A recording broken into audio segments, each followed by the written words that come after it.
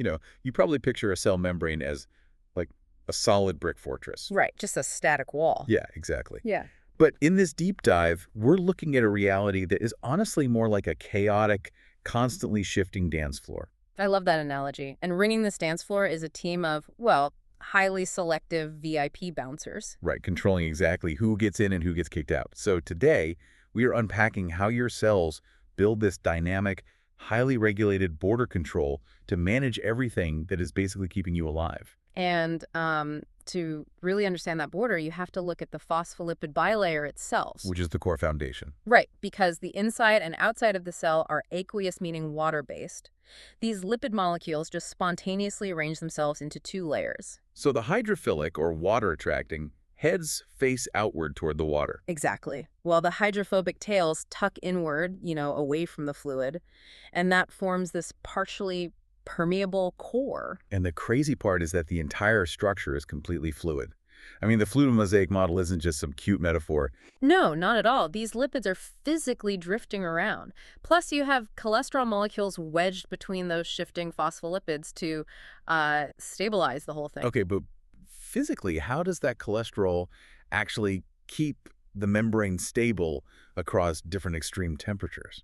Well, it basically acts as a structural buffer by physically interfering with the lipids. So in freezing temperatures, cholesterol molecules get in the way of the lipid tails. Oh, so they prevent them from packing too tightly. Exactly, stopping them from solidifying into a rigid sheet. And then conversely, in high heat, they restrict excessive movement, holding the lipids together so the membrane doesn't essentially just melt. Wait, but if the whole border is just this drifting liquid of lipids and wedged cholesterol, how does a cell maintain any physical identity? That is the big question. I mean, shouldn't it just turn into a shapeless blob that can't even recognize its neighbors? Well, that is where the mosaic part comes into play. You have these glycoproteins, and glycolipids embedded in that shifting sea. And they aren't just drifting aimlessly. They project these complex carbohydrate chains outward, acting as rigid structural anchors and highly specific ID tags. Wow, so it's how individual cells recognize each other Yeah. and actually lock together to form solid human tissues? Precisely. So the physical structure establishes the boundary and the identity. But the cell obviously still needs to import nutrients and expel waste. Right, and that hydrophobic core naturally blocks any water-soluble or charged particles from simply drifting through. So they have to rely on intrinsic proteins. Yeah, those VIP bouncers we mentioned. If a molecule is just moving down its concentration gradient, it uses passive transport. Like simple diffusion for lipid-soluble items. Or facilitated diffusion through a protein channel. And that requires no metabolic energy from the cell.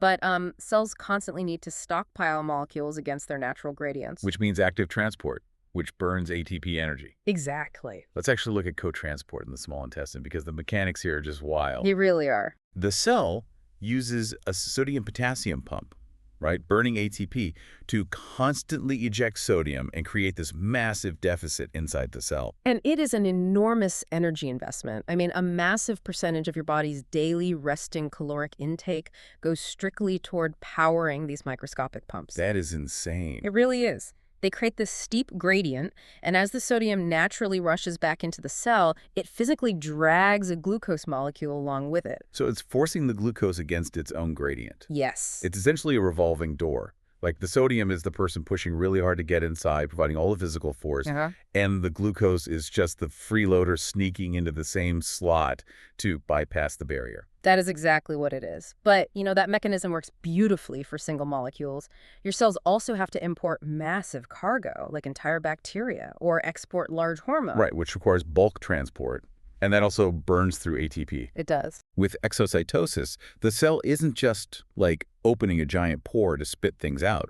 A transport vesicle inside the cell physically merges with the outer membrane. Because the vesicle and the membrane are both made of the exact same fluid lipid bilayer. Oh, so they seamlessly fuse together, like two soap bubbles combining into one, spilling the vesicle's cargo outside. Yep.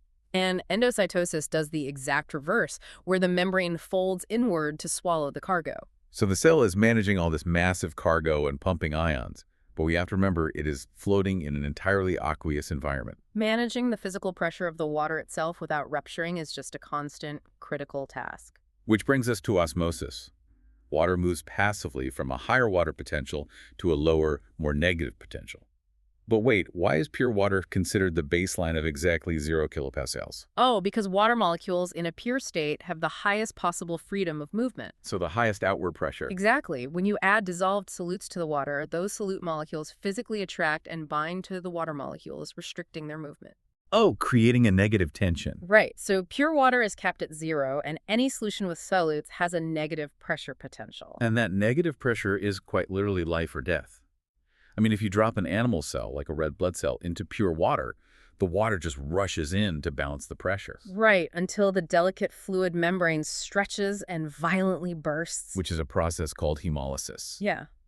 But plant cells avoid this fate because they evolved a rigid outer cellulose wall outside the membrane. Oh, so when water rushes in, the cell safely presses against the wall, becoming turgid. Exactly.